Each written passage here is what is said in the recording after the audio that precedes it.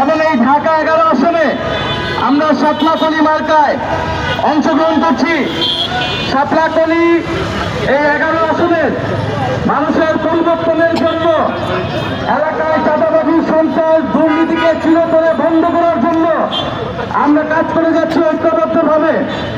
আপনারা আজকে শুরু থাকবেন। এই 11 আসনের পরেই ঢাকা 8 আসন রয়েছে।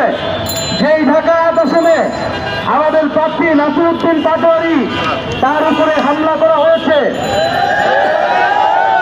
গতকাল ঢাকা 18 আসনে উত্তরায় আমাদের ঐক্যবদ্ধ বাংলাদেশের প্রার্থী আরিফুল ইসলাম আবিদের উপরে হামলা করা হয়েছে বিভিন্ন জায়গায়।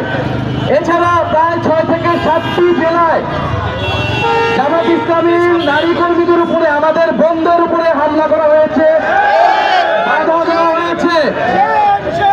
এর আগে আওয়ামী লীগ সরকার ছিল, যারা নির্বাচনে তাদের প্রতিপক্ষকে মাঠে দাঁড়াতে দিত না। তাদের পরিণতি কি হয়েছে 5ই আগস্ট পুরো বাংলাদেশের মানুষ কিন্তু সেটা দেখেছে। আমরা আজকে হুঁশিয়ারি দিয়েছি, আপনারা কি আওয়ামী লীগের পথেই হাঁটবেন নাকি গণতন্ত্রের পথে আসবেন? আমরা সৌহার্দ্য সম্প্রীতির রাজনীতি চাই, ঐক্যবদ্ধভাবে বাংলাদেশটাকে করতে চাই। আমরা যেই জিতি যেই হারি, এলাকার মানুষের জন্য আমরা কাজ করব, দেশের সংস্কার আনবো, এটাই আমাদের প্রত্যাশা। কিন্তু যদি প্রতিপক্ষ প্রতিদ্বন্দ্বীকে মাঠে হেনস্থা করা হয়, আক্রমণ করা হয়, আমরা কিন্তু চুপ করে বসে থাকবো না। প্রিয় এলাকাবাসী, আমরা জানি 5ই আগস্টের পরে আমরা সবাই ভেবেছিলাম এলাকায় এলাকায় চাঁদাবাজি, রাহাজানি, মাদক, কিশোরগঞ্জ এগুলোর সমাপ্তি ঘটবে, কিন্তু ঘটেছে কি? ঘটে নাই। শুধু আরো বাইরে গেছে, যে জায়গায় 200 টাকা চাঁদা দেওয়া লাগতো এখানে 600 টাকা চাঁদা দেওয়া লাগে।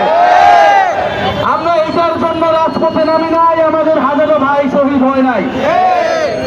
আমরা চাই যে এবারে নির্বাচনে আপনারা বুঝে শুনে সন্ত্রাস দুর্নীতিমুক্ত এলাকা গড়ে তুলতে পারবে, সেই উদ্দেশ্যে আপনারা ভোট দিবেন এবং 12ই ফেব্রুয়ারি আপনারা ভোট কেন্দ্রে আসবেন।